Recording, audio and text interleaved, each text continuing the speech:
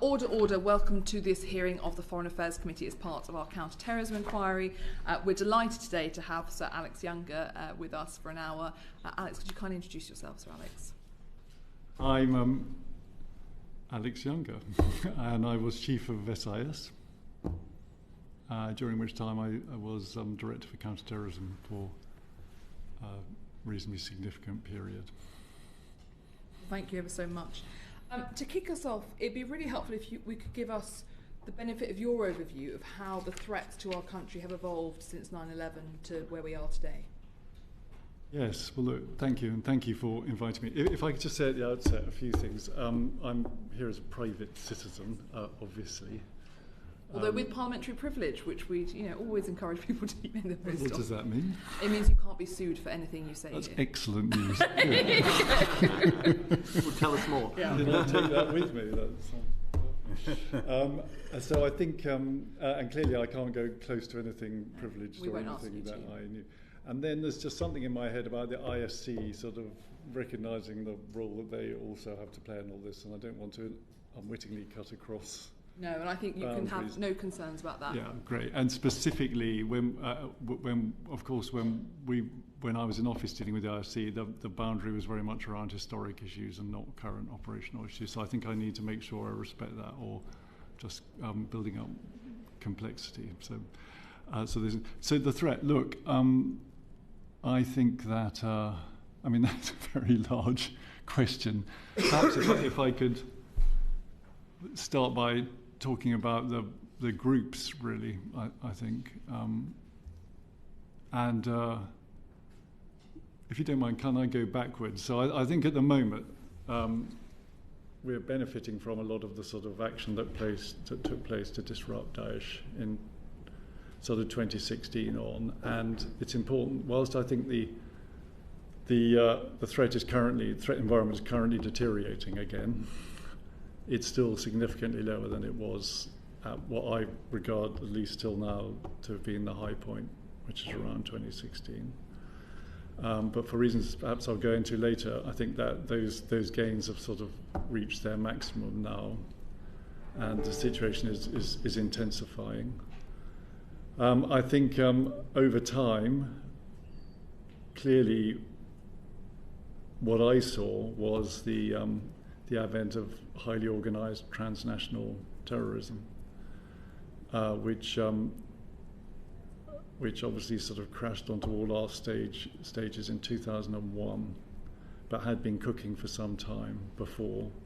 I think the early part of the threat for us was about that external threat generated by terrorist organisations overseas. But I suppose during my career it developed in two important ways. One, it became evident that domestic threat was actually significantly modified and sometimes intensified by domestic conditions. So it was about the interplay between the external threat and internal aspects of the same thing. And that has continued to the point now that I think it's in a much more disaggregated and localised form, and nonetheless dangerous for that, but very different to what we were dealing with in 2001.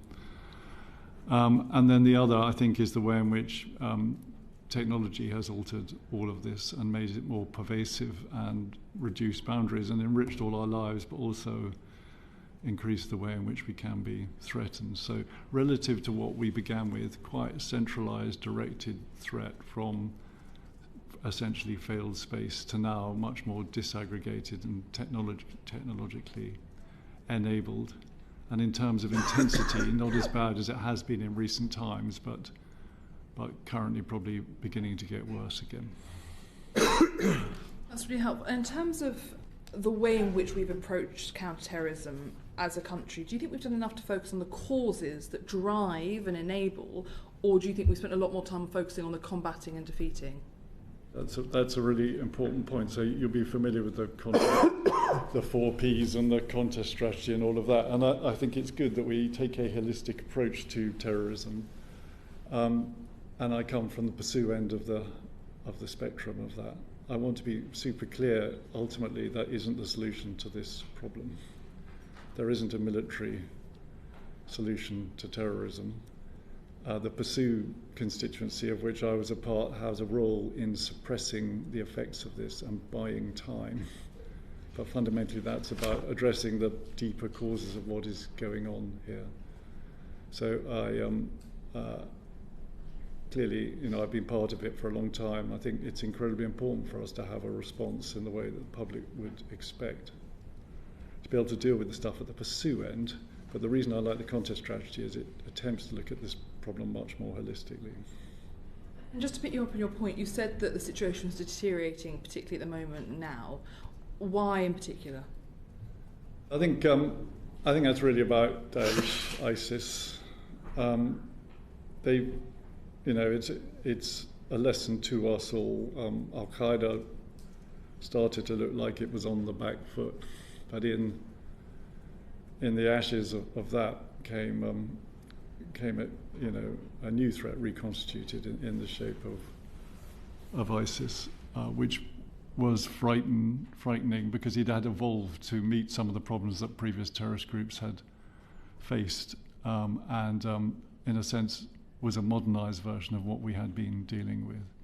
I think its creation of a caliphate in Syria was uniquely dangerous because it was a big propaganda victory, and also it allowed them to pull in people from all over the world who then subsequently went out and constituted the connectivity that they were very adept at using for malign purposes. It was effective for a number of reasons, but one of them was that as an inadvertent consequence of Western policy, detention camps in Iraq held both seasoned al-Qaeda terrorists, AQ in Iraq terrorists, and members of the Ba'ath Party who were trained security and counterintelligence professionals, often trained by the Soviet Union or Russia later, who brought real deep state expertise on security issues. And the situations in the camp served to cement those relationships and deepen degrees of radicalization, and produced ISIS, to which we didn't initially have a good answer. Now, as I say, that threat was ultimately met through the coalition action in Syria. The caliphate was removed, not before time, as a brutal and appalling organization and a terrifying prospect. But I think the issue is to look at Syria now and recognize that story is not finished. So, particularly in the camps, where a large number of the people who were active in these terrorist organizations are interned, you run the risk of history repeating itself. And these detention camps themselves being incubators of radicalization. And given that I think the Kurds struggle because their resources are limited to keep these places under control, I'm not at all sanguine about the threats posed down the line of those camps and their frankly unsustainable conditions. And then, of course, Daesh itself has been dispersed out of Syria. That's a good thing. The non-existence of the caliphate, I should make clear, is absolute net win for all of us. But we should recognize that dispersal carries with it risks. We see significant influence building in the Sahel, for instance. That I don't think yet amounts to a threat to the UK homeland, but it very much is a threat to our interests overseas and the stability of those countries in which we're all interested. And then we've seen in ISIS Khorasan province, ISKP, a specifically virulent reconstitution manifest, amongst other things, in the Moscow attack. They've been able to exploit territory, particularly in Tajikistan, to organize in a way that allows them to project external attacks, which is sort of something closer to the terrorist threat we faced in the past, and I think something that should worry us all. And I know Royston wants to take you later back to Iraq and northeast Syria, but so you're saying that as you look forward, the four areas that you see the greatest risk are those camps, Daesh being dispersed, the Sahel and IS Khorasan. Yeah, I think that's I wouldn't want to dismiss Al-Qaeda as an issue. Their senior leadership retains some space for manoeuvre in Iran. That's a matter of public record in the UN report, and that's got to be a concern. And maybe we can talk in more detail about the situation in Afghanistan, where it's frankly mixed. There clearly is a bit of license there, as the Zawahiri's presence in Kabul illustrates that that's true. Equally, I think the Taliban understand the lessons of history, which is if they allow Afghanistan to become a launch pad again, then maybe they'll have a big problem. And I think a sort of policy issue for us is to work out how to maximise that concern in their heads. So Alex, broadly speaking, what would you say have been the successes and the failures of multilateral counter-terrorism efforts, and what lessons can we learn from that in terms of addressing counter-terrorism in the future? Well, I think the most important principle is the most important lesson. Terrorism isn't ultimately about the action, appalling and horrifying though that is. We saw it in 9/11, we saw it in 7/7, we've seen it in 7th of October. It's about the reaction. And the point of terrorism is to make us more like terrorists. That's what's going on here. That's the point. And to the extent that we have resisted that, I count our campaign as a success. Of course, the proximate mission of the pursuit community is to stop bombs going off, and that really, really matters. But the strategic objective is to do that in a way that preserves the distinction between us and our terrorist adversaries.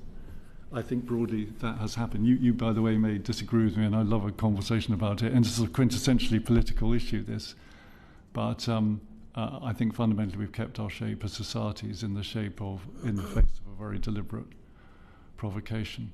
I think to have done that in the context of international partnership, to your question, is particularly important. My view, second only to the ability to hold on to our values in the fight against terrorists, is our ability to constitute partnerships. It's a networked threat. And what we learned very early on in the run-up to 9/11 is a beggar your neighbour approach to terrorism does not help anybody. And it's got to be done by like-minded countries together. And in fact less like-minded countries, in a way that prosecutes our objectives, sustains the distinction between us and the terrorist, but also recognises the enormous diversity of political conditions that exist. There have been mistakes and difficulties. It's really tough. I've worked very much at that interface. But I think by and large it has been successful. And as I say, a good example of that would be in Syria. And how do you think best, in terms of that multilateral networking, as you said, to counter-terrorism, how do you think this country can best leverage its influence to make a positive difference? I think we have a lot to bring to that conversation, not entirely for positive reasons. We have a very long experience of terrorism. As a child, I was brought up with that threat. We all were. And I think we learned some lessons then about its intrinsically political nature, about the need to address it within a law-bound, essentially civilian infrastructure, and the need not to become more like our opponents. And crucially, I think we learned some very hard lessons about teamwork and partnership, and developed very little tolerance for sort of bureaucratic infighting in the face of a threat like this. And I dare say we built some capabilities. So I think even at the beginning that meant that we were in a position to be helpful in communities. I think that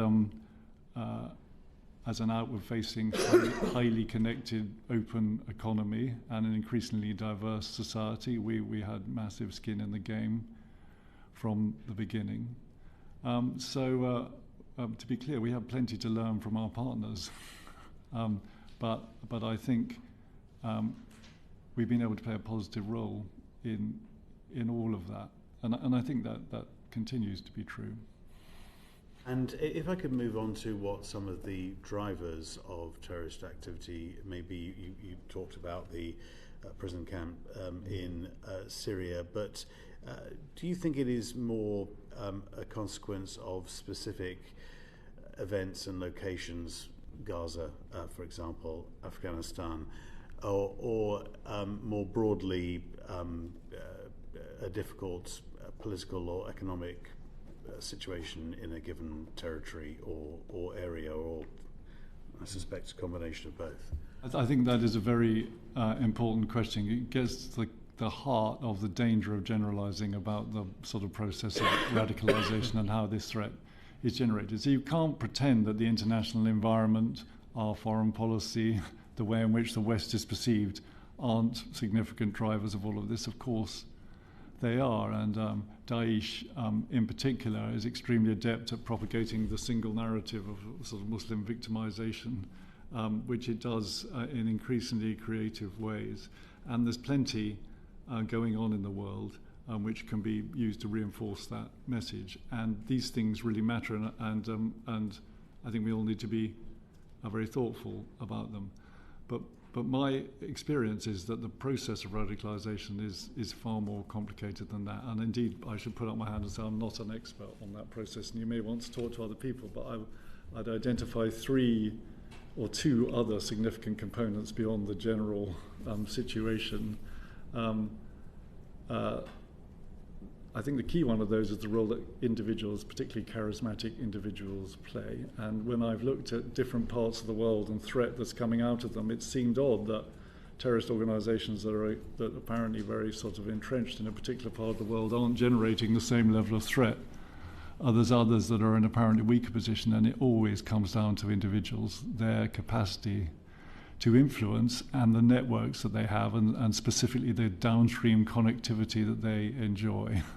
And the role of individuals in intensifying and focusing and exacerbating this are absolutely key. And when you look at decisions that people take, people who are being radicalized or in danger of radicalization, I think the role of individuals is really important. And then the other key issue is essentially the domestic conditions and the environment in which where these messages are landing, and the environment, your experience specifically relating to identity as much as economics, and who you think you are, what it's like to live in a community that maybe recently arrived in the UK or be a second generation member of that, or whatever it is, all of the identity issues which all of us are prey to, but are often intensified by particular circumstances. And I think that all comes together when you look at why people make these decisions, and the threat of that ending in violent radicalization. And so, apologies for a rather long answer, but what I'm trying to steer us away from is sort of a generalized idea that it's all about X or Y. No, thank you for that. And just finally, if I may, from myself, in terms of where this country, along with our partners, should be deploying our assets and resources, is that a geographical location or locations, plural, around the world, or more in areas such as countering misinformation, disinformation, and cybersecurity? I think, the contest strategy sets out to be holistic, and it needs to be so. So I think you're going to fail if you attempt to segment this. You can prioritize within that, but of course, not to neglect any one of the strands puts us in a weak position. And I'm particularly talking about the radicalization aspects, because I return to what I said earlier, which is that the pursuit community is about giving space and time. It doesn't represent a fundamental solution.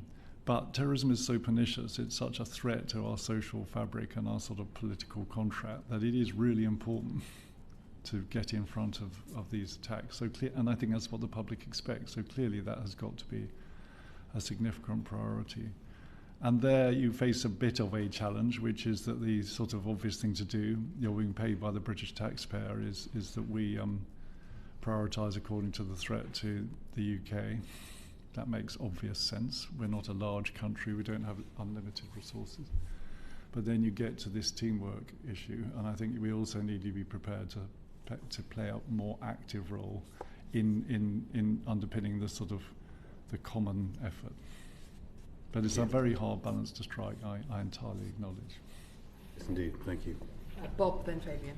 Just very quickly, because I don't think it's been covered in this session, because I know we're talking about proxies with Dr. Ali Ansari next. But just very briefly, you're talking about terrorism purely in the terms of non-state actors.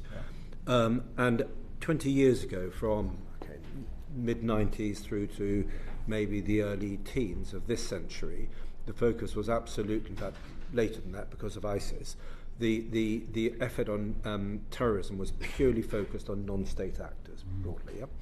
To what extent now is it still only non-state actors, or to what extent now are you seeing in the behaviour of Russia using organised crime, with Iran, which we're going to come on to, do you see a link between terrorism and the state using either non-state actors or actually just doing it itself or working through organised crime groups? And to what extent does this complicate the picture, or you? I think your question illustrates that it's sort of dangerous to draw really rigid boundaries. I mean, first of all, we're in the time of the hybrid, and so we're being attacked across the spectrum. Our boundaries, so our distinctions between peace and war, or domestic and international. A lot of these things, by the way, that we write our law along, are being undermined by opponents who very happily move across these issues. And in the case, for instance, of Russia, the Gerasimov doctrine and all of that, you have a facility to maneuver against key national security priorities, regardless of where you are on the spectrum of conflict, peace, or war, whatever it is, and using any capability that will advance those interests. And in there, so to put it politely, you have subversion. Well, I think subversion can quickly become political violence of the type that we're talking about. So I wouldn't, you've got to look at this in some ways as part of the hybrid.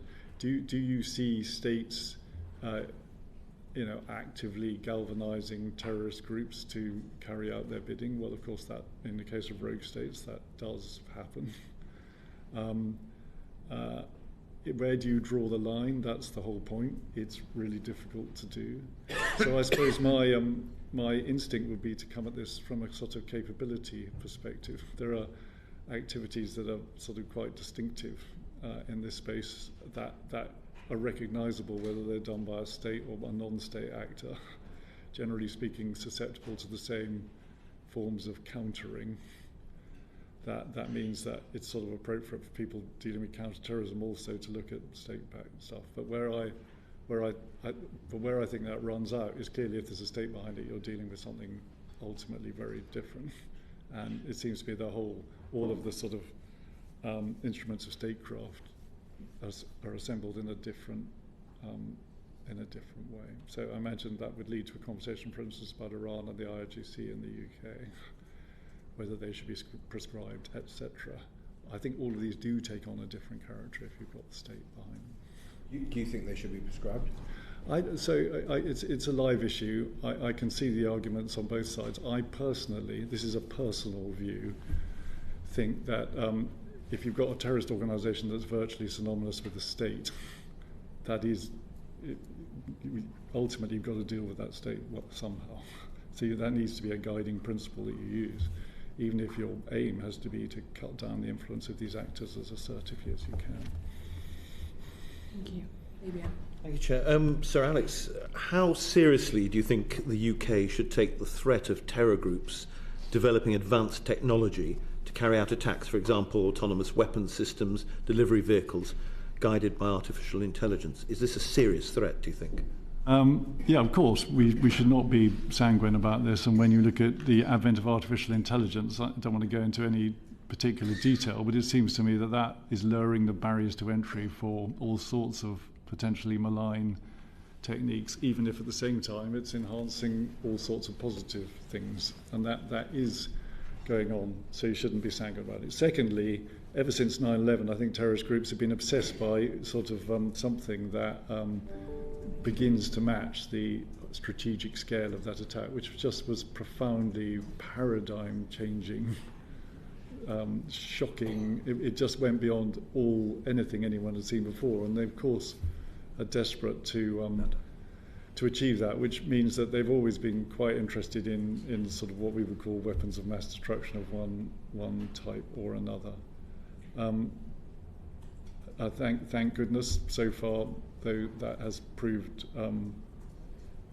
as difficult for them to do as any other non-state actor.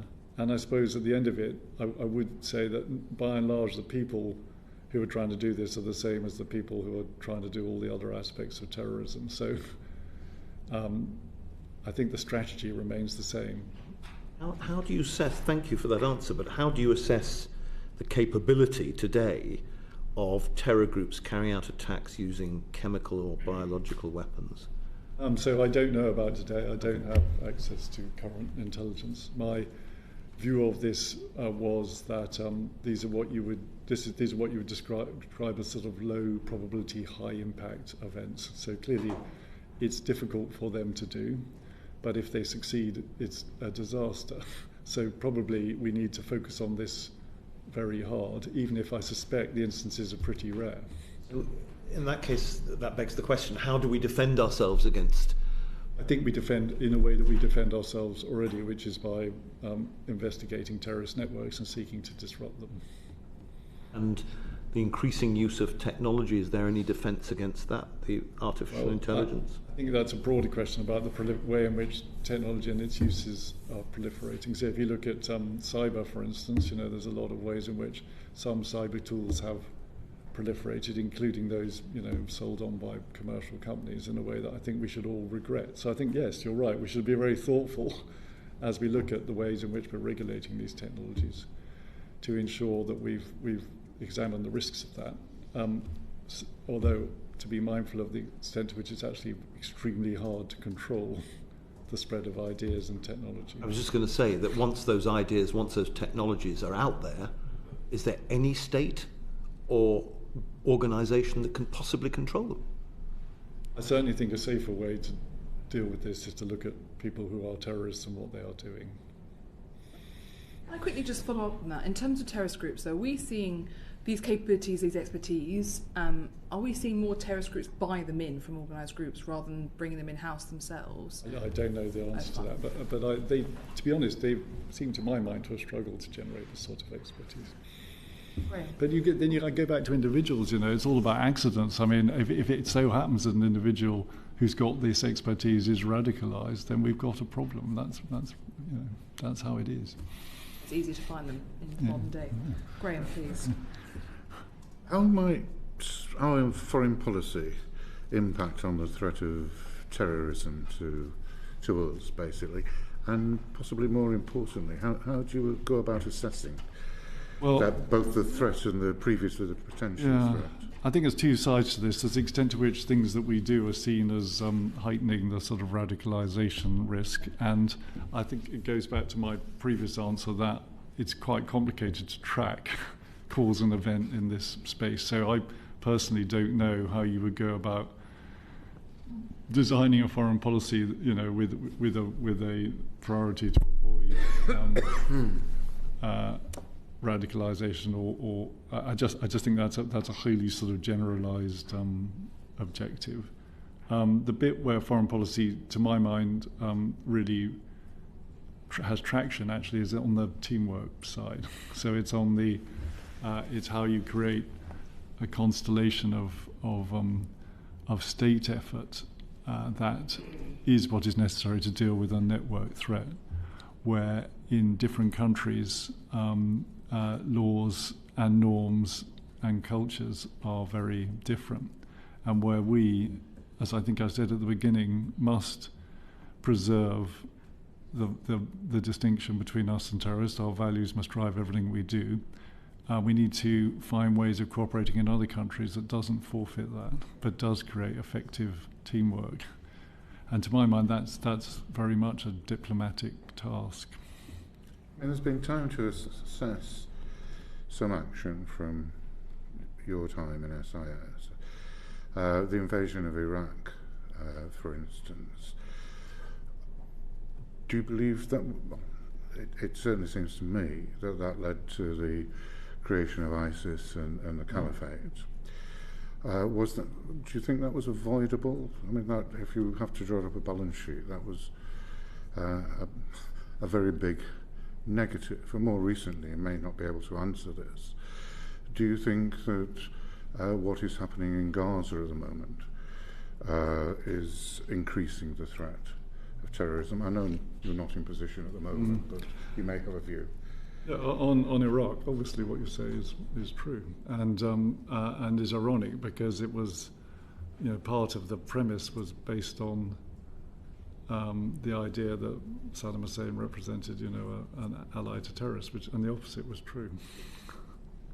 And AQI and then Daesh would not exist had it not been for that war. So yes, Gaza, I don't know. I mean, I'm not privileged to the data. It's clearly a highly emotive issue, which strikes the core of the things that many people care about. But as to what's actually happening on the ground, I'm afraid I just don't know. Final point, if I can take you back. I didn't actually write down the quote, but I think you effectively said there's no military solution to terrorism. Yeah. Can you expand on that? Because if there are actors out there, which there are, who believe that they want to set up a caliphate and they have deep religious views and conviction, if you don't defeat them militarily, you're most unlikely to defeat them ideologically, aren't you? Yeah, no, it's a very good point. And as I say those things, I'm bound also to recognise that it was a military operation in Syria that got rid of the caliphate, and the caliphate was a huge accelerator of the threat that we face. I suppose the way I'd seek to square that circle is to say that the military defeat of the caliphate was a necessary but not sufficient condition for the holistic defeat of the threat, as I think the rest of my answer illustrated. So terrorism isn't ultimately about the action, it's about the reaction.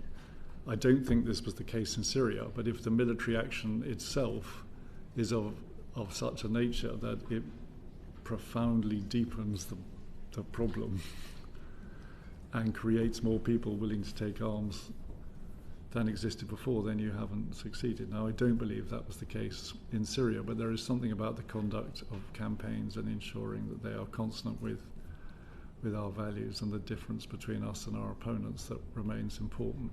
And I think it's also important to remember that that many terrorist organisations do have essentially political objectives. Not all. Daesh arguably doesn't, in fact, but many do. And a lot of this is about the politics of getting people who are currently neutral to believe themselves to be victims and alienated from their governments. And it seems to me a response to all that goes well beyond the scope of a military operation. Can I just pick up on that, Alex, before I turn to Royston? So the point you make about the way in which things are prosecuted, it does seem to me strange that 20 years on from the Iraq War, people still, as they discuss conflicts around the world, have failed to recognise that the way in which you prosecute something can make you more or less safe. To your point, it can end up radicalising far more people than were radicalised before. What do you think it would take for that to be recognised more within, multiple institutions around the world? Well, I think I can't pretend to know the answer to that, but there's some pretty good sources of evidence, and I would deduce with huge regret one in which I was directly involved, which is Afghanistan. So, we applied a military solution to essentially a political problem, and therefore we did not succeed. And I think we should have the honesty to say that and talk about it. I don't want to sound like someone. I'm very keen that an adherence to our values is not mistaken for weakness. I think we should be prepared to use all of our capabilities within defined boundaries to defend our people from harm. It's just I want to do this in a way that is strategically effective, and that is about acting within a political context and understanding that context and communicating it. Thank you, Sir Alex, for joining us today. Can I take you to northeast Syria, not literally, about British nationals that are detained there still. As I understand, some have been repatriated, but the majority still are detained in northeast Syria. What are the risks to the UK to leaving them there? And similarly, what are the risks to the UK, both reputationally and from a security point of view, to repatriating them back to the UK? Well, I'm sort of glad you asked the question like that, because I don't know what the right answer is, because there are factors on both sides, as you describe. I should say that the biggest risk of all is not around British families. The biggest risk is that there are thousands of men in those camps whose radicalisation will deepen by the day, who are in each other's company day in, day out, and who, I think as time go on, likely become more of a threat, not less. And just because there's other stuff going on in the world, I hope this committee will be able to sort of conclude and say that, you know, this just hasn't gone away. So, you know, fundamentally, at its most basic, there are thousands of young men who are becoming more angry, not less, as a result of what's going on, where we don't have a longer-term solution. The plight of British nationals, if I can divide it up,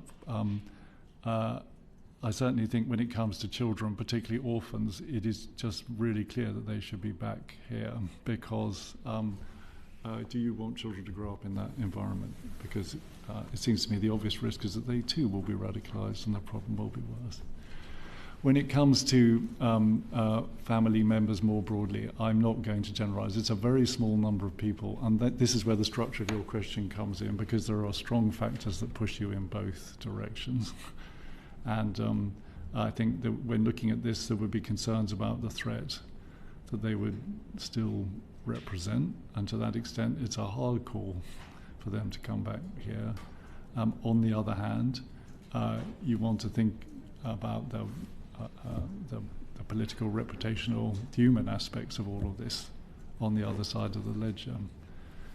It's a very small number of people, though, so I suspect when you're looking at this, what this needs to come down to is the specific conditions of specific individuals, and but I would hope that all of those factors are taken into account when we look at this. Do we know how other countries have handled it, and if their approach is different to ours, is there a danger to our reputation as a international counter-terrorism partner? Yeah, the whole issue of deprivation is incredibly controversial. Absolutely. You talked earlier about the various groups and who would still be considered a threat and who might not. And I'm thinking about in the last few weeks anyway, and certainly yesterday, I think, or the day before, attacks in Yemen perpetrated by Al Qaeda, as though it was considered or felt that, you know, they were pretty much a spent force there as well, and now they're sort of seem to be carrying out several attacks. Is somewhere like Yemen and Al Qaeda there, is there the chance or the likelihood that that could become, you know, not just a breeding ground but a training ground and the next Afghanistan if we're not careful? Yes, and it's a very good example. So when I was in office, Al Qaeda in Yemen were a really serious problem, which sort of bucked the trend in many ways. Yeah, I think you had Al Qaeda generally on the way down, but the Yemen franchise was anything but. And you know, if you'd asked me then what I was most worried about, well, I would have said it was them, and they generated a lot of really worrying threats. And I don't think much has changed if you're talking about the ingredients for that. I think the people have changed, by the way, and I think the individuals were a big part of the problem at that time. But you know, you can get different individuals, and you have to worry about the situation in Yemen. As humans, I think first of all we should both worry and be highly ashamed of the appalling humanitarian catastrophe that is unfolding in Yemen, which is essentially the product of of decades of infighting, a good proportion of which is propagated by outsiders. Of course, it's a very fissiparous community of itself, but I think the international community should fundamentally be ashamed of the scale of the humanitarian crisis that is either happening or threatening to happen in Yemen. It's politically fundamentally contested space, and all sorts of people are seeking to exploit that. And it's a good example of what I was saying earlier. You know, you could take a pursue approach to dealing with terrorists in Yemen and seek to identify them and prevent their activities, but that isn't going to solve the problem. The only thing that can solve the problem, the only thing that can solve the antics of the Houthis, is some form of political progress in Yemen. There are so many disparate groups in Yemen, though. I mean, in other countries, you might be able to see. I mean, you know, if you were talking about the caliphate in Syria, for example, you know pretty much who you were dealing with. In Yemen, you know, it's very difficult to know who you're dealing with. Even the southern groups are not united against the northern groups, the Houthis, and then again Al Qaeda. So it's a complicated picture. Yeah, absolutely. Yemen is sort of a byword for complexity. I think, though, the UN process was making a reasonable degree of progress. The negotiations between Saudi Arabia and Yemen had progressed before October 7th. There were signs to be optimistic. I think, at the very least, so first of all, we should put all of our efforts as a country into supporting those diplomatic efforts.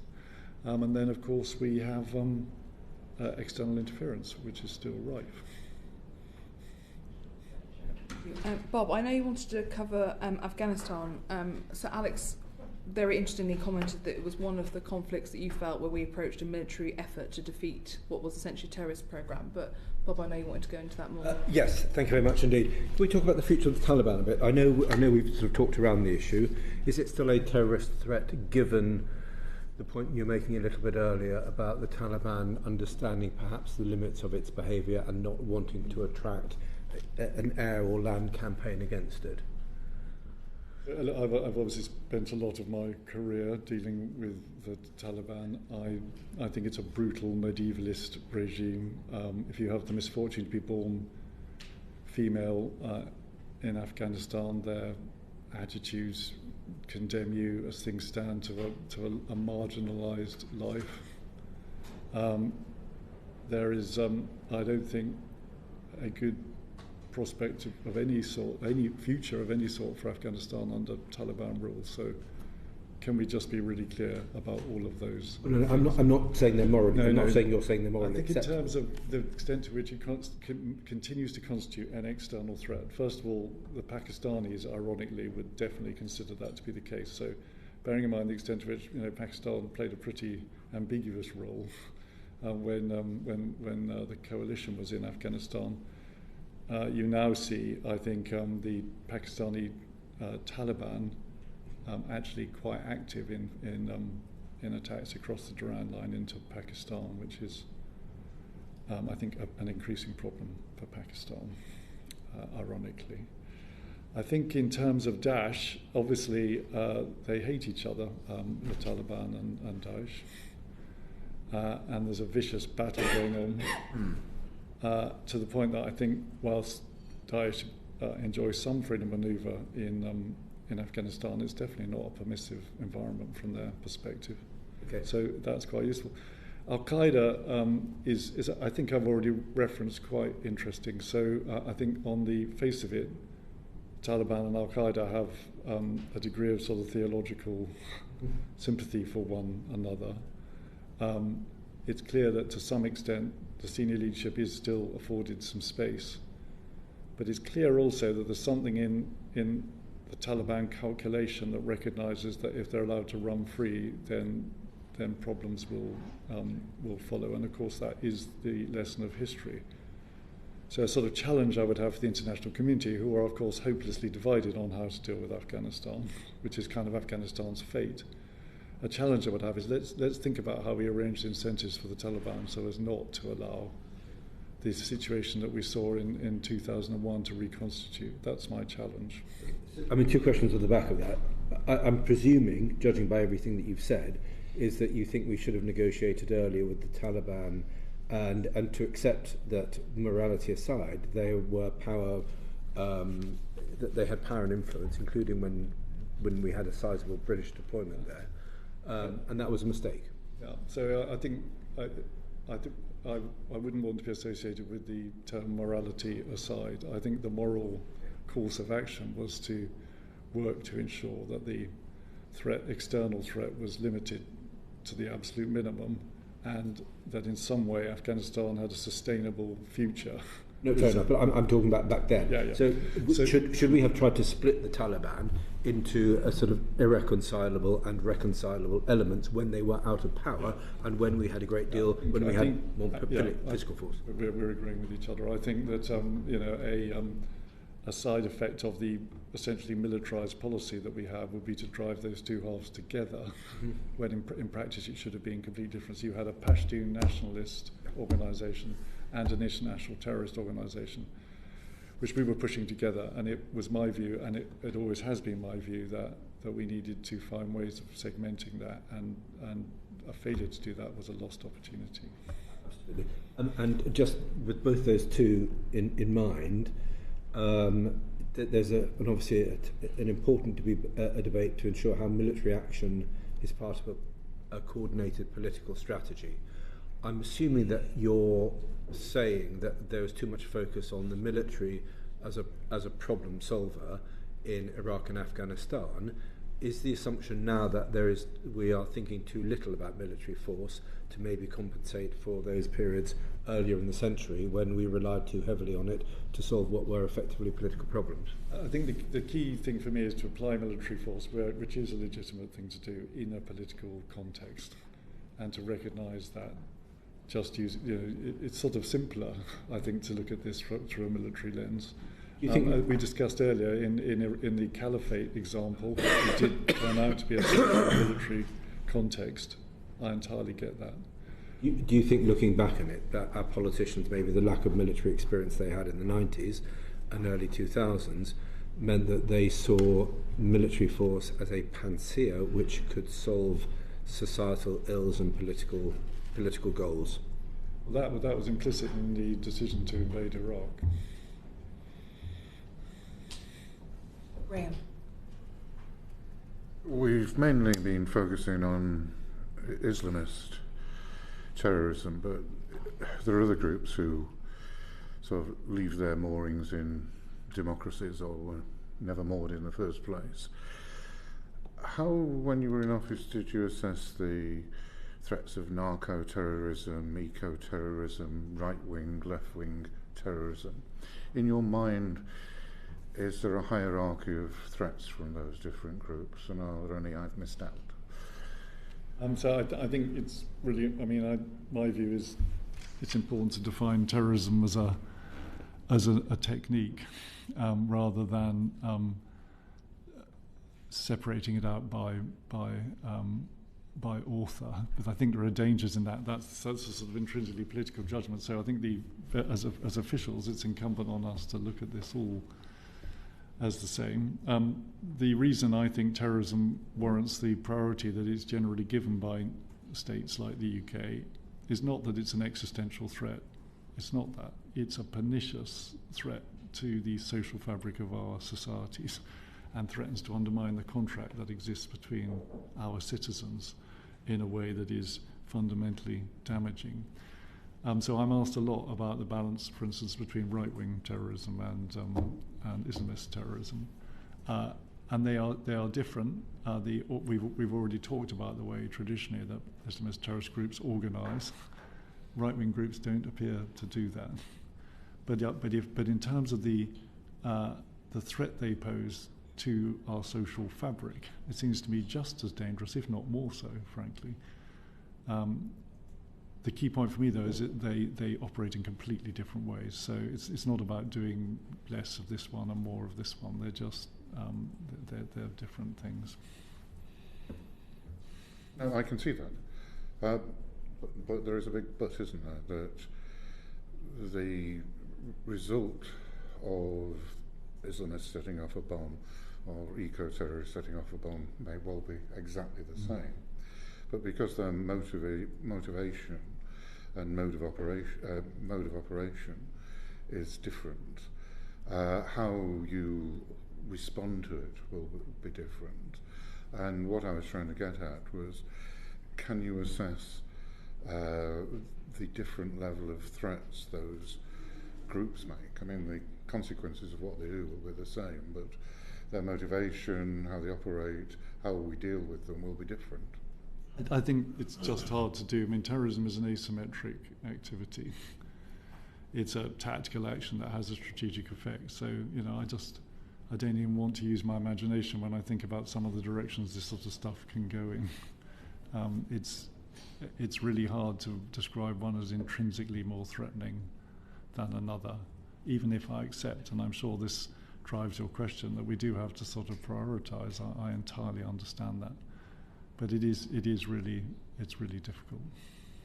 And just, I don't want to pursue the matter too far, but if there are a large number of Islamists and a small number of eco-terrorists, if there are any, then that does determine what sort of resources you put into it. And really, I'm asking for your assessment of that. Yeah, no, sorry, I think I misunderstood you. I think that's an entirely legitimate. We've got to be sensible. We've only got X amount of stuff, yeah. So we need to use the data that we've got to try and drive that. I'm more talking about really just making sure that our imaginations remain intact, and the past is only to a certain extent a reliable guide to the future. But yeah, you've got to take a data-driven, sensible approach to that. And can you give us any insight into the quantification of those threats? It's pretty good. I mean, this is from my past. A lot of thought went into that. Just to follow up on that, I mean, logic would assume that you're talking about meeting capacity, in the way that you've answered these questions. That it doesn't matter so much where the threat comes from. Obviously, you have to find the challenge to that threat in order to pacify it. And if you can solve bigger term problems, great. Yeah. Logic then assumes that if we're talking about the era of hybrid conflict, that the greatest danger is going to be terrorist groups who are plugged into states. And that is, do you recognise that as a new trend, or are you saying, well, that's not really a trend because you can say that the KGB was doing that back in the 1960s with Palestinian and Middle East terrorism? I mean, it's the Russians who claim to have invented the aeroplane hostage taking, or do you think this is recognisably new or an evolution? Regrettably, I absolutely don't think it's new at all. It's absolutely as you describe. I think the new feature will be the role that technology plays in propagating that more intensively. Thank you. If there was one change or overhaul you could make to our foreign policy posture or the way we do foreign policy that you think would fundamentally make us safer, what would that be? I hesitate to busk on that. I think that as to go to one of the opening questions, we do play a very positive role. I think that we have adapted and we've learned some difficult lessons and we've internalised those. I think we need to accept that this is never going to be perfect.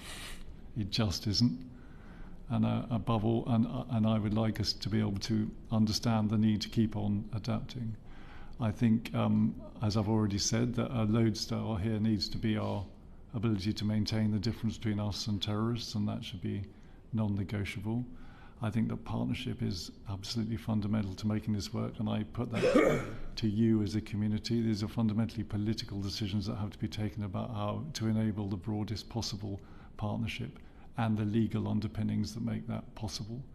And then I think it's increasingly a technological issue, and I note that as the threat has dispersed and become more complicated and amorphous, our capacity to share and analyse data jointly is fundamental, and I know that is often at the most contentious end of the sort of legal and political debate. And again, I throw that challenge to you as politicians to make sure that we have an enabling framework to allow these technologies which we invented to fundamentally be on our side.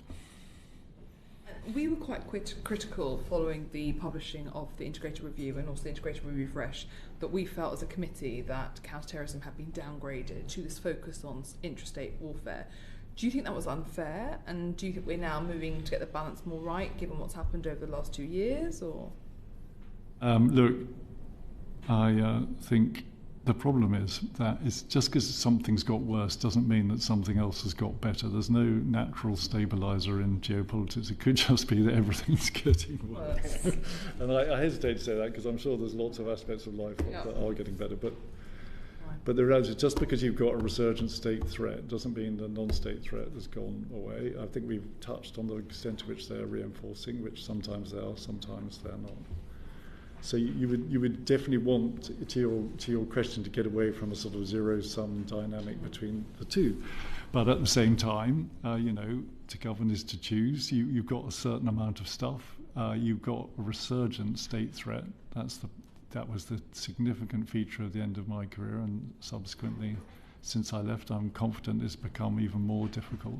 And you've got to choose. So you could criticise the government for downgrading terrorism if you want to, but you'd have to have an idea about what you were going to, where the resources were going to come from to upgrade it again, because ultimately you've got to prioritise.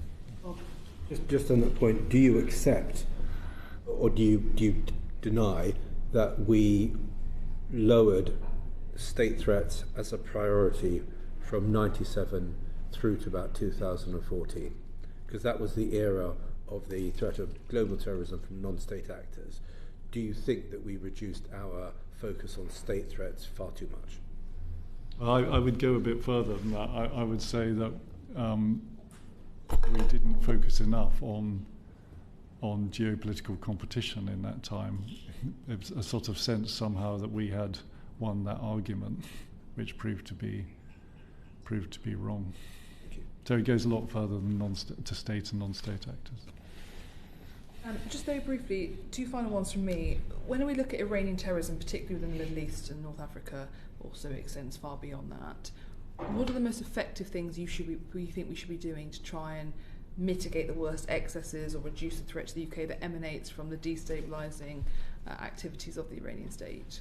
I think we've got to go the full court press here. So what is being done to us, not just by Iran but by Russia and other states, is the hybrid. So they've taken every aspect of state power, proxies, subversion, cyber, and bent all that to a single strategic purpose, without regard to kind of, I would say, law or values, and deployed them across the spectrum.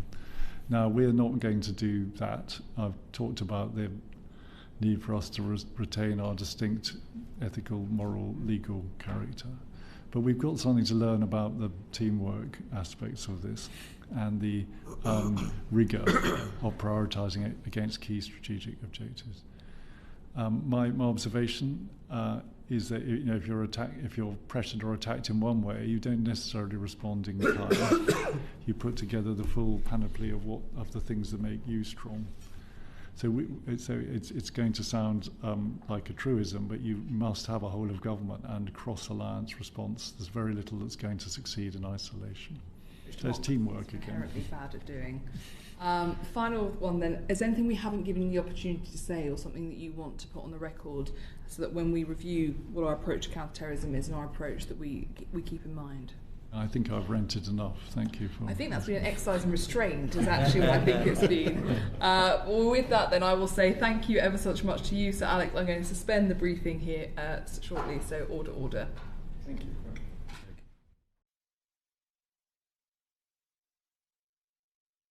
The proceeding is currently suspended.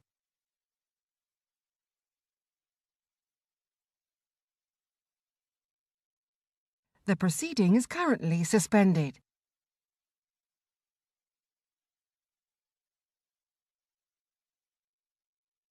The proceeding is currently suspended.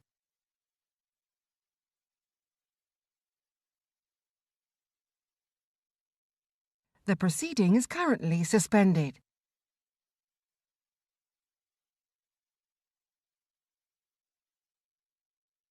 The proceeding is currently suspended.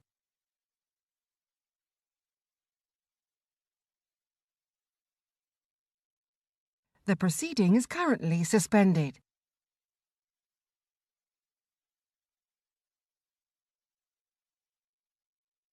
The proceeding is currently suspended.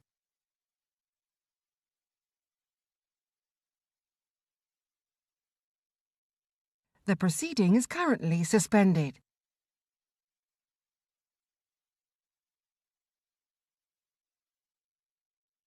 The proceeding is currently suspended. Action.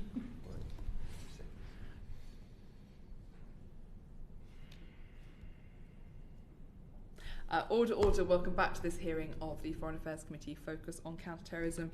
Professor Ali Ansari, we're delighted to have you. Grateful if you could kindly introduce yourself. Hello, yes, I'm Ali Ansari. I'm Professor of Iranian History at the University of St Andrews. Fabulous. And in this session, we'll be particularly looking at threats, terrorist state threats emanating from the Iranian regime, but also transnational repression as a form of terrorism. Henry. Professor, thank you very much for being with us again today. How would you say the IRGC identify, develop and fund terror groups in the region? So first of all, if I could step back a little bit and say that, you know, the use of terror for political control is a fairly central plank of the Iranian regime's means of retaining control with its own population. So what it does at home, it sort of tends to then spread abroad, certainly within the region, and I think of late it's decided to go a bit more further afield. I think it does through a variety of different means, some more obvious, some less. Some of it is obviously financing, supply. Obviously with some of the organisations in the Middle East itself, there are quite direct links of, you know, supply of arms and obviously finance. But I think one of the more interesting, if troubling aspects is also the ideological expansion and the ideological education, so to speak, that they get engaged with. And they do this at some, I don't know if I could say professional level, but it's a pretty serious level at which they do it. And it's one of the areas which I think we're probably less prepared and less able to sort of contend with, partly because you know, the idea that one would engage in propaganda or engage in sort of ideological indoctrination is something which they have been able to maximize or use the gaps, I would say, not the weaknesses, but the sort of the available space in liberal society, basically, to sort of access those areas that we don't necessarily sort of confront. So there's a variety of different levels. Obviously, those at the top tier are the sort of the Shias that they would see in the region and elsewhere, who they bide themselves. Then they see the next level of the Muslim population in general. And then above that, of course, they go to, you know, generally the world's oppressed. So it's basically anyone who really wants to sort of tie in and has to buy into the regime and its ideas. And of course, that's the way it sort of deals with things. So that's the way it operates, in a sense, to try and build a network and a network of proxies of one sort or another. And looking at those proxies, what they give back to Iran and the IRGC's geopolitical and global ambitions, what are those? Well, I mean, one of the first things they do. One of the first things they do is they validate it. Really, I mean, so essentially, you know, if you can sort of, I mean, I noticed recently Ayatollah Khamenei has made a very sort of generous endorsement of the various campus demonstrations that are going on in the United States, to say how well they are sort of following his lead, effectively. But what it does is, of course, it says to dissidents and other critics within Iran, I mean, you have to bear in mind that I think last time I pointed out that the Iranian regime was struggling to get a sort of a demonstration, a pro-Palestinian demonstration out in Iran. Well, if they can there portray and say, well, look what's going on abroad, I mean, they're all listening to us and they're all sort of following our lead. It sort of undermines, in a sense, you know, some of the more dissident opinion within Iran itself. So one of them is validation.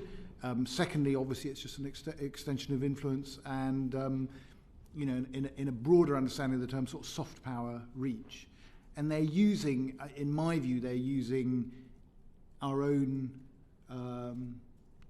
weaknesses, if we want to use that word, against us. And when it comes to the prescription of the IRGC, obviously this country hasn't prescribed them. The US has, as have others.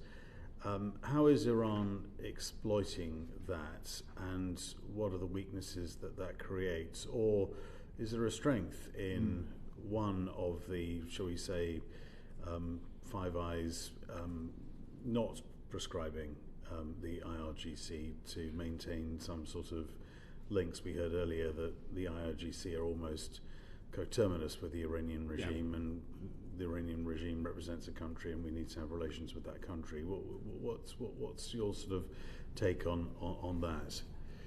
So I suppose my take on it really follows on from what we think prescription will do, and what it will allow us to do that we can't do already, and whether, I think, has been discussed before, I think at a previous meeting, whether we think it will add to powers that we don't already have.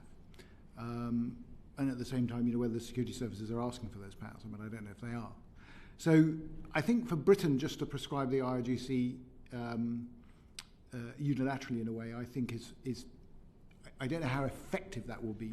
I think if it was done with European partners or with a broader coalition, I think it would probably send a very strong signal, and I think that probably would be more effective. I'm in some ways quite ambivalent on this sort of debate of whether we should or we should not. I sort of see the argument, and I've heard the argument as I understand it. We have sufficient powers at the moment to be challenging some of the stuff that's going on, certainly in this country. So I think we should be using those powers rather than, my fear is, and I think I did say this last time actually, my fear is that prescription, like with any sort of sanction, is one of those policies that, we do it and then we think we've done it and that will do, basically. Whereas actually, what we need to be doing is a much more proactive and engaged posture against the IRGC and its proxies and its activities, so that simply prescribing is not the solution, if I can put it that way. But I'm open to the suggestion, obviously, if we think that prescription will give us the extra powers that we need. My understanding is that it doesn't add substantially to the powers that we already have. In terms of using those powers that we do have, whether the IRGC are prescribed or not, what multilateral efforts do you think that the UK should be considering with its Middle East and broader allies around the world to try and counter Iranian state-sponsored terrorism? Well, I think to the extent that we are doing something, obviously, otherwise, as the security services have alerted us, obviously there are things that are going on that they've managed to obstruct. I mean, I think certainly we need to be much clearer in terms of our partnerships in the Middle East, in terms of our objectives in the Middle East, and what we want to do and how we want to confront the Iranians on the various things that they're doing. And I think this does need to range over. I mean, I think, again, this is something that I've tried to raise before. It's in a sense getting to the nub of the problem before it becomes a problem, if I can say. Before they start doing things that are fairly unsavory, we need to start challenging, pushing back, and confronting in a way the ideology and the toxicity that comes along with the ideology. And part of the problem at the moment, I fear, is that we're not certainly as confident as maybe we should be in confronting and pushing back on that. And we see some of this, obviously, on what's going on in the United Kingdom at the moment. Thank you very much. Well, just briefly on that. Okay, so you're basically saying ban the IRGC is a sort of something must be doneism that sort of politicians reach for when they want to make some progress, or say something must be done. When you say we need to be more engaged, I take it that means engaged in challenging them throughout Europe, or helping to challenge them throughout the Middle East. What does that, I hope I'm not branching out on somebody else's question, but what does that actually mean in practice? Well, I mean, I think we have to enhance our capabilities for a start. I was interested to see that I think GCHQ is just advertising for a Persian language specialist who can engage in a lot of this material and,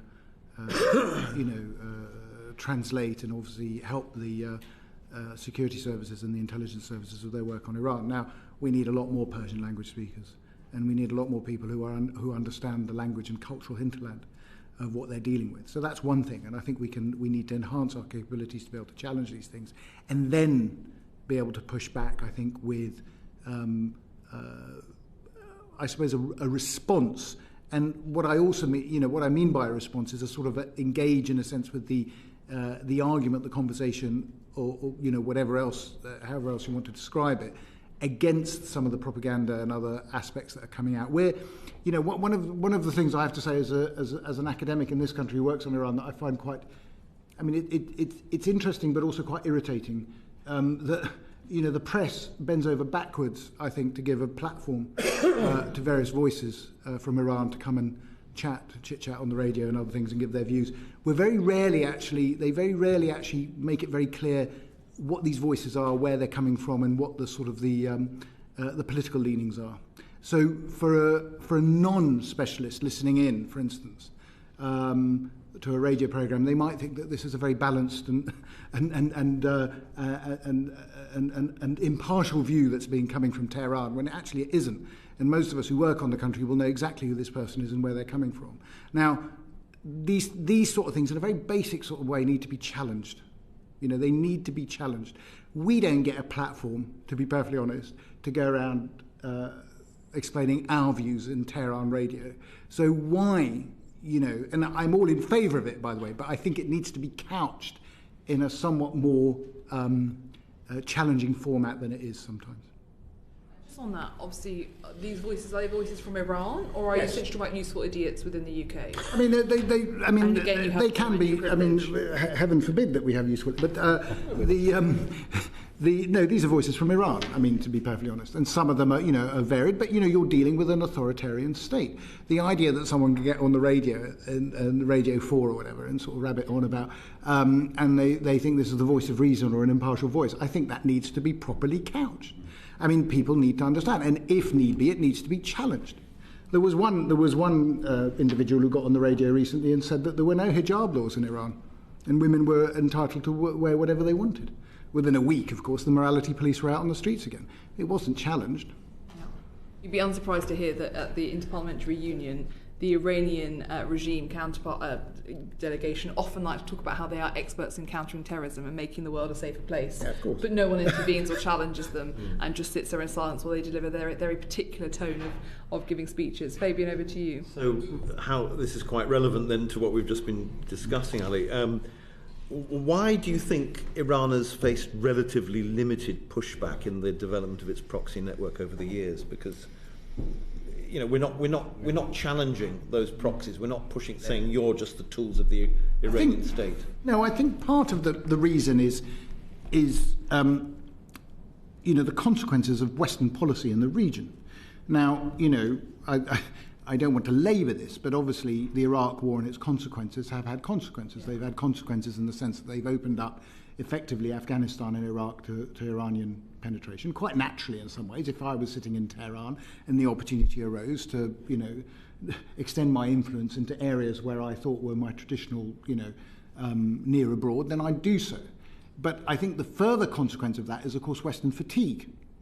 And what we've witnessed really from about, at least 2011, 2013 maybe, is a general Western approach, which is we need to get the hell out of here as quickly as possible and let's not get involved. And you see that in one way or another. And I think that fatigue has expressed itself in a number of ways. Now, another side of it, and I will say this because I've been here at different committees actually arguing different things, when we started the whole radicalisation programmes and there was all sorts of money going into universities to promote the study of different radicalisation, one of the things that a number of us struggled to get across was that Arabic was not the only language that we should be learning. And, I sat in a committee, I can't remember how long ago it was, it's side of my age really, but they're saying, why aren't we doing Persian and other languages? And it just wasn't considered important enough. So, the problem with these things, to go back to, I think, the earlier question, these things, capability takes time to develop. You're not going to train a language specialist or cultural specialist in a year. It's going to take several years to get that up. So if you haven't done that, 15 years ago, you haven't got that expertise now. You may try and find that expertise, and sometimes they try and find people from the diaspora and other places. But of course, there are other problems associated with that in terms of, if they're dual nationals and whatever, it's not going to be as easy, to get security clearance and this sort of thing. Do you think that the development of its proxy network is actually a key shortcoming in the West's counter-terrorism policy? In other words, could the development of Iran's proxy networks have been prevented in any way by the West? Well, I mean, so to start from the beginning, when we first went into Iraq, I remember I'd gone to Iran actually in 2003, and I talked to people in Iran, and it was quite clear that the Iranians were taking advantage in many ways of the weaknesses that were developing in terms of the occupation. And at that stage, of course, there was a sort of a tacit view among the coalition of the willing that actually the Iranian charity networks that were being developed in Iraq might not be a bad thing, because at least it's enhancing a degree of stability. I mean, it helps, it's something that we don't have to deal with. And, the Iranians, of course, were making the fairly legitimate claim that, we have pilgrimage, requirements, and we want to get a Najaf and Karbala and whatever. So those things were extended. Now, when the Khatami administration went and the Ahmadinejad administration came in, the hardliners, those networks were switched. They stopped being religious pilgrimage networks and they started being overtaken by the IRGC. And by that stage, of course, what the Iranians did, I think, fairly cleverly is they took the advantage of that sort of gap, that weakness in a sense, that they took advantage in a sense of the West looking the other way to establish their foothold. And then by the time things got more difficult, they then started to expand to put pressure on the West. The rise in IEDs and all this sort of thing started to increase from 2004, late 2004 onwards, and it became quite serious afterwards. I think the problem at the beginning was, certainly on a regional level, we didn't do enough to basically anticipate what was happening and what was going on the ground, partly because of our own shortcomings and capacity and whatever to be able to do things. I think on other levels, yes, I think there is more that we could have done, but it requires a degree of political will. It does require a level of political and public buy-in, because you have to engage in a much more direct way. But I think it's certainly something that I think could have been engaged with more fulsomely. But on that point, Professor Ansari, we didn't have the partners on the ground, though, to counter it. So I agree with you about political will and we could have done more investment. But if neighbouring countries, Iraq being a prime example, unfortunately, where Iranian influence goes to the very top of the country and has not, whether it be PMS on the ground or within the government itself. So could we have done more realistically to push back these proxies when there were not just Iraq, but other countries who were either unwilling or unable to, due to their lack of resilience or capability in the system, to push back? No, I mean, I think that's the point, but it goes to the heart of the way in which the whole occupation was handled. Yeah. I mean, I remember at the time. Post-occupation. Yeah, I mean, when you're talking post-occupation, I think you're quite right. I mean, I think people, there was a coalition of the willing, and there were many people who did not want to participate in that, and many people who did not want to help. And my point is that it does become more difficult, and I don't want to underestimate the fact that obviously, it's all about choices. People need to make choices about where they're going to focus on. But let me give you a very, very simple example. I mean, it would have been much better, I think, strategically, and if you're looking from a historical perspective, and I don't want to relitigate the past too much, but, my point is that if you, rather than leave Afghanistan, I wouldn't even say half finished, I mean, basically not all of it, and then divert everything into Iraq, I would have got Afghanistan settled first. That's where your investment in your energy should have been spent. But, such is life. This is the direction of travel we went to. I think it opened opportunities, and these opportunities, unsurprisingly, were seized by those who had no sympathy for us. I mean, it's just a fact of life that I think when historians look back on the period from 2001 for after 9/11, they will undoubtedly, there will be some choice words to be said, I think, about the way it was handled. And it goes back to this fact about expertise and language expertise. I remember when the Americans were going into Iraq, I mean, the level of Arabic speakers was a fraction of the number of people they sent in there. Thank you. Just to flag, we are on the start of opposition wind-ups, but I'm hoping that means we still have is that what you're... Yes, so that's what we're looking at. So I'm hoping it still means we have at least 20 minutes, though. Royston, please, over to you. Can I continue along the lines of proxies, Iranian proxies? Should the UK have a uniform strategy for dealing with those, or should it be sort of a bespoke strategy for each of them? And how might that be? In principle, I have to say to you that I'm always in favour of bespoke strategies. Okay, in principle, I am. There will be commonalities among a number of them which you can deal with and you can generalise over, but I think always you have to play them, you have to be better at them, at the games they play, if you will. And because there are many different proxy groups around, you should be able to find ways in which you can sort of make distinctions, differences, and sow differences among them. Now, but of course that requires more effort, more intelligence, more time and all these things. And again, I'm acutely aware that I'm sitting here and I don't want to sort of sit here sort of an ivory tower sort of academic saying we should be doing all these things because obviously these things are hard. I mean, I'm not. That's my ideal, as I would say. That's the way you need it. You need to sort of have a map of a detailed map, which I'm sure there is, of these various groups and how you sort of deal with them. And those who are sort of more strongly aligned with Iran or less aligned with Iran or whatever, there are divisions and distinctions that can be made between them, and there are differences that can be brought in. And I mean, it has happened in the past, but that's the way I think it needs to be handled. If we have a sustained strategy on Iranian proxies, and we name them as that, and that we go after them as Iranian proxies, do we run the risk of inflaming the situation, making it worse? I mean, Iran has broken cover in its latest, it has, with Israel. So calling the Houthis or Hezbollah, fine. Calling them Iranian proxies and particularly going after them, does that run the risk of inflaming the situation between us and Iran?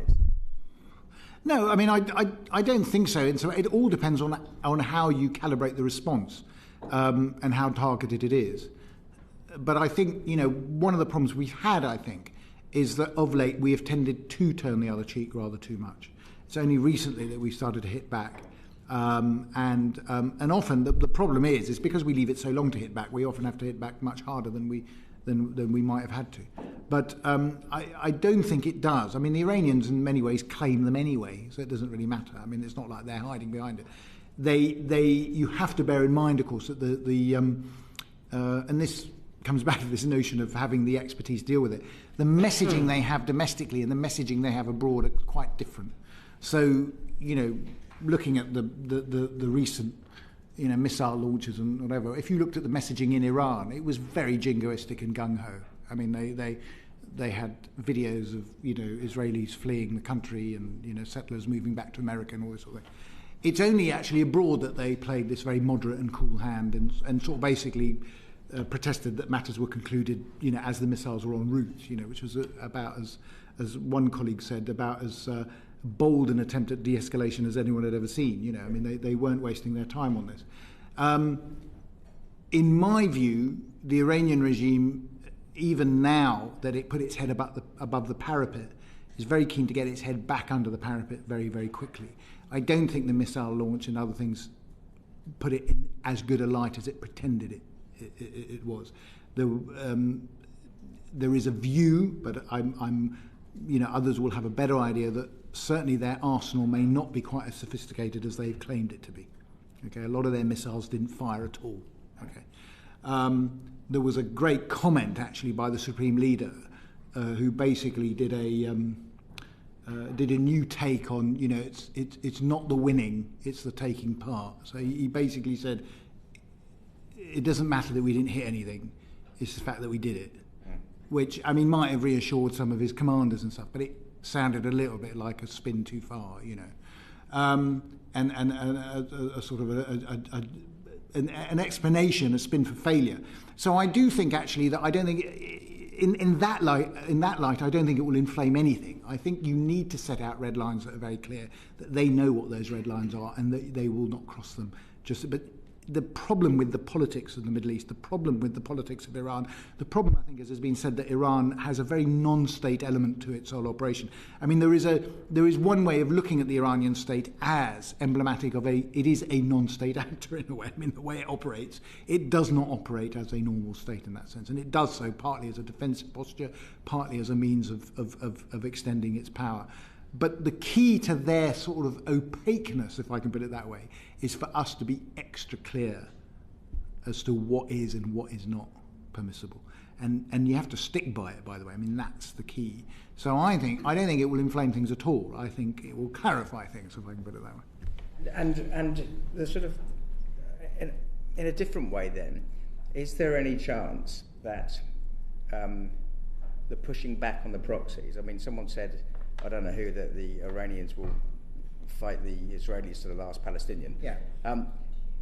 Is there going to be a point where they get exhausted with it? You know, Islamic Jihad, Hamas, Hezbollah, when they look back and think, actually, we're doing all the dirty work, and now we're being pushed back on by Western forces or Western intelligence. At what point do they say, well, enough is enough? Well, I think that's a very good point, because one of the reasons the Iranians did break cover was precisely that a lot of their proxies were complaining they weren't doing anything. But of course, I think it will take some time to make an assessment of what the reaction is, but it seems to me that the reaction in the Arab world has been less than flattering. And they've sort of said, well, you've done something, but you haven't actually done as much as you say you've done. So there will come a time, I think there will. And you have to bear in mind, and this is the sort of the fundamental aspect which I always like to return to, that the regime is doing things without the support of the vast majority of its own population. So it's not just that it has frustrations among its allies, which it will. It has frustrations among its own people, very serious grievances. But the other thing that I would raise is also among its more orthodox allies, like the Syrians and the Russians. I mean, there are suggestions, I won't go further than that the whole attack on the IRGC commanders in Damascus may have been facilitated by leaks from within Syria. So Say that again? may have been facilitated by leaks from within Syria. Leaks. Yeah, Not leaks. leaks. No, leaks. So Syrian informers who had basically revealed the intelligence of where these people were and why and how. Why would that be? Sorry to interrupt. Because they may want to get rid of them. That's I mean, what I this is. I mean, we are speculating here. Of course, I mean, I don't know, but the idea being that one of the question marks that's come up over that attack was how did the Israelis know precisely where those 8 commanders were going to be at that particular time that they could make such a precision attack? We haven't spent enough time really looking at that aspect of it. It's what caused the major shock in the Iranian system, of course, is that a lot of their intelligence, their security is not very good, whether it's through incompetence or whether it's through Western penetration or whatever. Now, one of the arguments that's come out is that actually one of the sources of the information for this came from within Syria. Now, if that's the case, it suggests also, and we know, for instance, that neither the Russians or the Syrians are necessarily enthusiastic about the Iranians setting up shop in Syria and staying there for a very long time. Can I pick up on something you said to Royce about permissiveness and essentially that Iran's threshold for chaos is too high, but we spend a lot of our time talking about what is their mid-term strategy, what is their short-term strategy. Are we clear as the UK, and also I guess those countries in whom we are aligned, as to what our expectations are of Iran, what our policies are around, what our strategy to Iran? Or is Iran spending just as much time trying to judge and check what our position is, but because perhaps we're not expressing that clearly enough to them? I mean, a very short answer to that question in some ways is that no, I don't think we do have a very clear idea of our direction of travel with Iran at the moment. In some ways we can indulge ourselves a bit because the Iranians will think that we do have a major strategy vis-a-vis them, and they will try and fathom it out. And they'll obviously think it's deeply sophisticated, as you know, much more sophisticated than we would, in a sense, be comfortable with. So I do think they're trying to work things out, but in their own mind, they've already worked it out, if I can put it that way. I mean, they think that Britain is effectively. They still think Britain is effectively running the show, actually, in quite a dramatic way. But it's something that I think, from our perspective, there's still work to be done. Thank you, Bob. Just a couple of points, but if I'd like to just follow up on what Lily Sue was saying.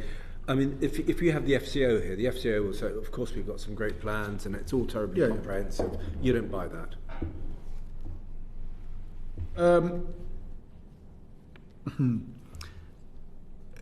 I think that I think there are plans. I don't think at the moment. Yes, I mean my issue, and I think my criticism is although there has been a lot of rethinking,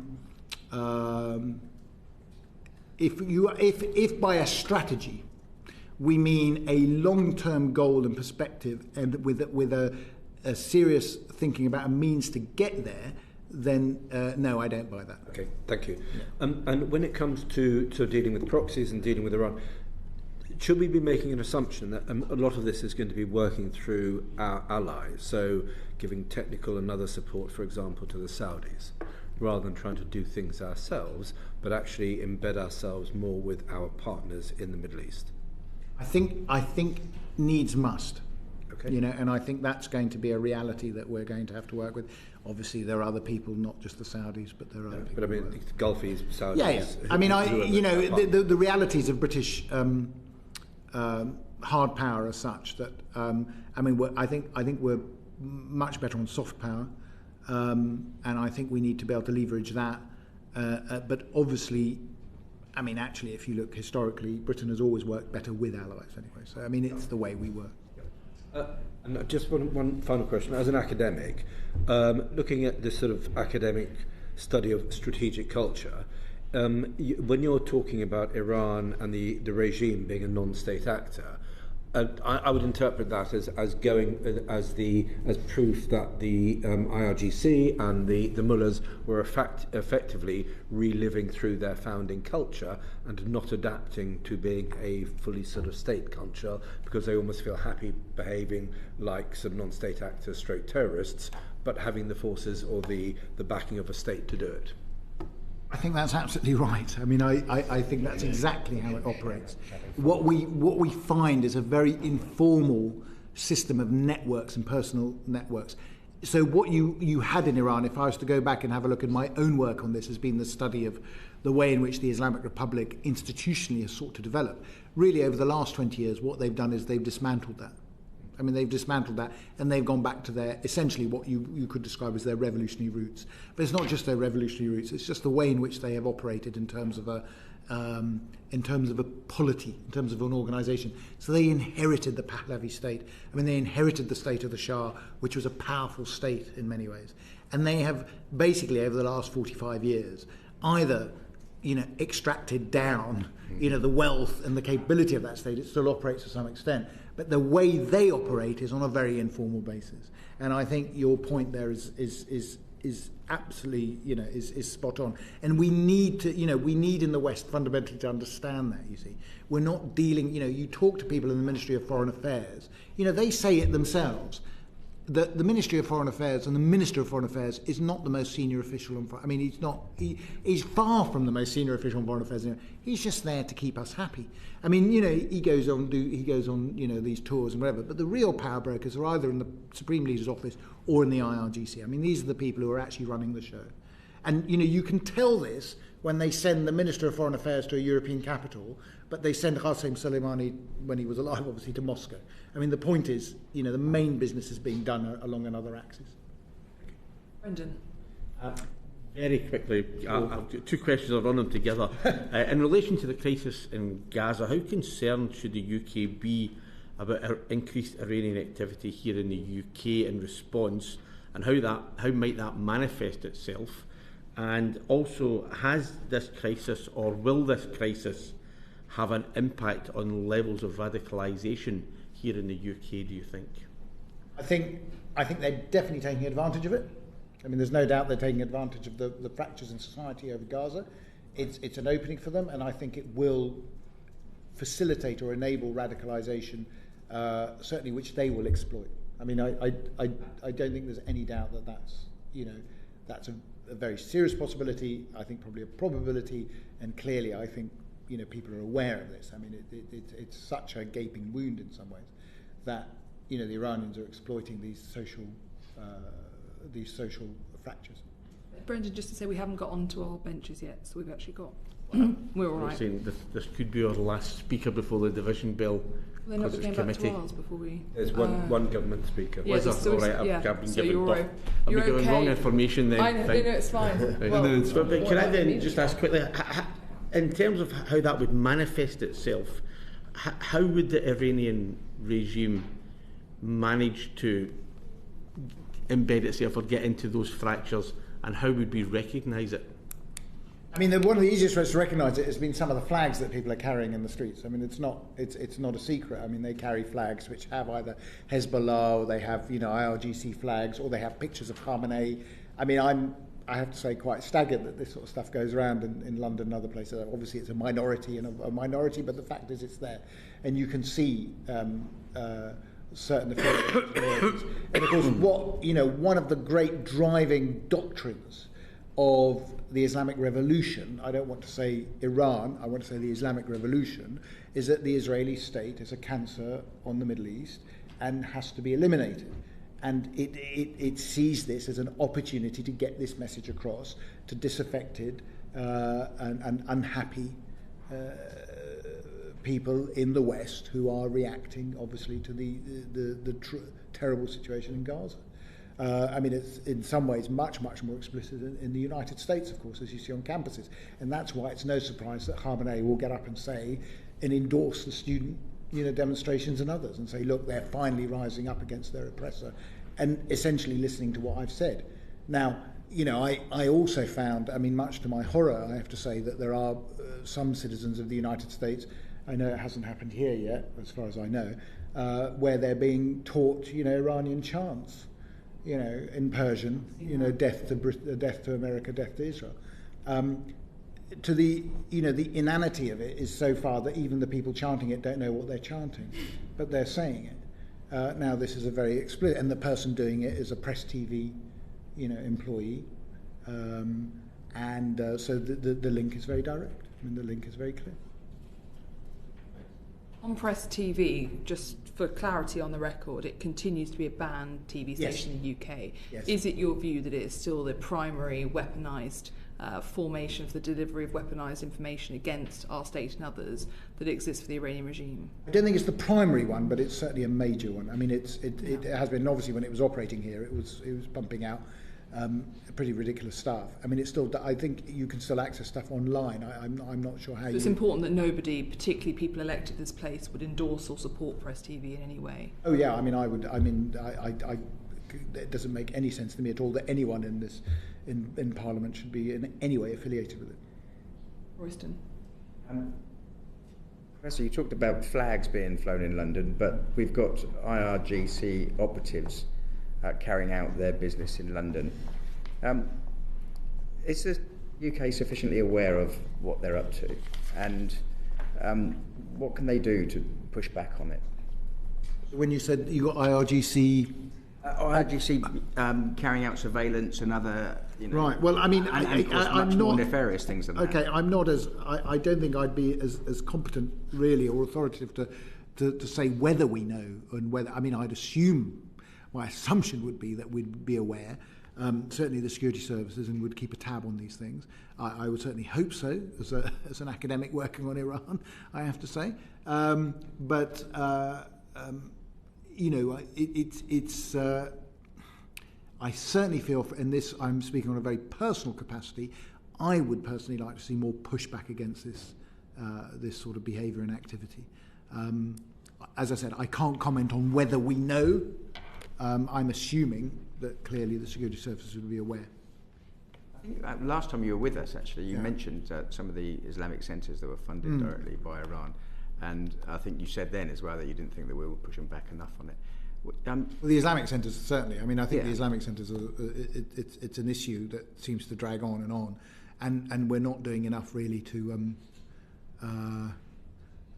push back on them at all. I mean, as I said, the Islamic Centre in Maida Vale very openly endorses a lot of sort of Iranian propaganda and even IRGC propaganda. Although it was obviously put under investigation by the Charity Commission. Then all the board have resigned from it, and so we are seeing some progress with some of the sites. But it's very slow, isn't it? I mean, if I'm not state director. I mean, it's the Charity Commission. If you were aware of their activities, or you hear anecdotally of their activities, and then the more obvious activities that we see, then we can, as you said, assume that we know, the security services and others know.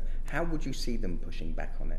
In an ideal world, if you were in charge, well, I mean, how would you see them in an ideal world, I'd say, and I'm on the board of a number of charities. I mean, if I'm a charity, and even a religious charity, what is the function of that religious charity? The religious charity should have fairly strict parameters about what it can and cannot do, and these should not sort of seep into politics, and it certainly should not seep into the sort of radical politics that we're seeing. I mean, this is one of, and I don't, you will be better placed than I am on this in terms of what the legal framework is. But as I think I mentioned on a previous occasion, many years ago, I had an Iranian student who'd been to a particular Islamic centre, not in London as it happens, and he'd listened to one of the clerics preaching. Obviously they were preaching in Persian, and he came back to me and said, "Do you have any idea what this guy's saying?" And I said, "Well, I'd never been. I mean, it wasn't something I was familiar with." What this person was preaching was pretty horrendous. I mean, even the Iranian students come back saying, "Oh my God, it's not something we would be very happy with." And he was saying, infidels should be sort of eliminated and this, that, the other. Now, what people were saying to me, and this is a good 10, 15 years ago, of course, but people were saying to me then, he's there to preach to his flock, and there are religious waivers for this sort of thing. Well, I clearly one of the problems we have is that in Iran, the religious and the political are not so distinct. I mean, they see this as flowing into each other. So these religious centres, and for instance, the Islamic Centre in Glasgow is another one, by the way, that's pretty active in surveillance. By the way, so we know that what they do is they while they act under the rubric of a religious charity, their activities are what I would deem, and I think any sensible person would deem, are political. And those political activities has to cease.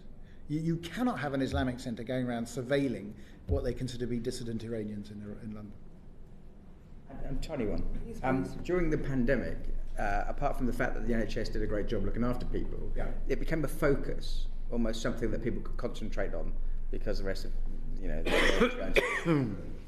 And we see what's happening in Gaza, and it's the most horrific thing.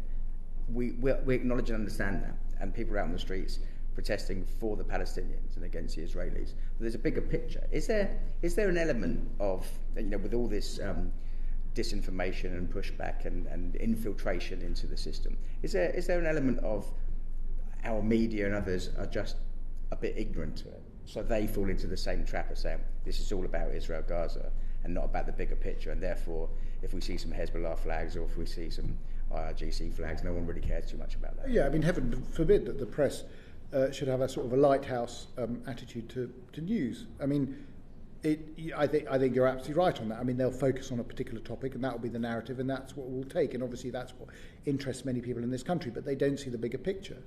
I mean, the bigger picture is here, and I mean, it depends how you want to frame it. You can frame it on the 7th of October. You can frame it further back. You can, you more recent, whatever. But one of the salient features, I think, of the political situation in the Middle East and Iran's situation is that Iran fundamentally does not agree with the existence of the State of Israel, but is actively seeking measures to get rid of it. It's not just ignoring it, Now, that if when we're talking about what are the solutions, how do we get out of this morass, people would say, well, we need to sit down and have a dialogue and discuss peace. Well, how can you discuss peace with a partner that doesn't even actually acknowledge your right to exist? Now that has to be acknowledged. Yeah, which isn't most. Which isn't. No, I mean, people don't. That interview, I think, was on Radio 4 about the hijab, the person had on there. And I mean, they don't. What the Iranians do is they take great, they I think very effectively, and in this case, I think the Netanyahu government certainly has a lot to answer for. They exploit the justifiably emotive and trauma of people seeing what's going on in Gaza. That's, absolutely no doubt. What they're not saying, of course, is their own role in perhaps undermining the peace process as we had, over the many, many years, and also their own role in basically fomenting problems. So I think that needs to be. I think that needs to be flagged up. There's far too much of a notion that Iran here is. There is a sense, I think, among certain observers, both in sort of the analytical community think tanks and others, and also among journalists, that that Iran in some ways is I wouldn't want to say a victim, but a bit part actor in all this that happens to have taken, without seeing it actually as a much more central player. And again, I should emphasise, and let me be very clear, that I am talking about the regime. Most people in Iran are not remotely interested. I mean, this is the farce, actually. Two very quick final ones Sure. for me. What would be the response of Iran if Saudi Arabia was to get nuclear power capabilities and obviously go on a nuclear journey?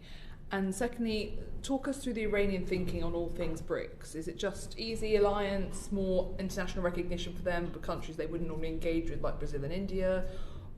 What are they trying to get out of BRICS? I think, do you mean if Saudi Arabia got nuclear power or nuclear weapons? Both, because obviously it's on a spectrum. In my head, I imagine Iran seeing it as on a spectrum, even though it should technically be seen as. I think undoubtedly, if the Saudis were to pursue weaponization of any sort, then it would only prompt the Iranians to go further. I mean, it would completely also undermine our own position, by the way, in arguing for Iran not to become a weapons state. I mean, that would clearly be something which I think the Iranians would then feel that they had been validated in their pursuit if the Saudis went for it. I think the BRICS thing is I mean, it's interesting. Like a lot of these things, there's a lot of flannel and fanfare when it happens, but actually very little actually then happens. I mean, there's nothing. I mean, it doesn't, as far as I can see, nothing has really come of it. It's a bit like the Chinese-Iranian relationship. Almost nothing has come of it, but they make a lot of noise about it. If the economies, the BRICS economies, were all transparent, investment-led, well-managed, well-governed economies, then I'd say, yeah, I would take this seriously.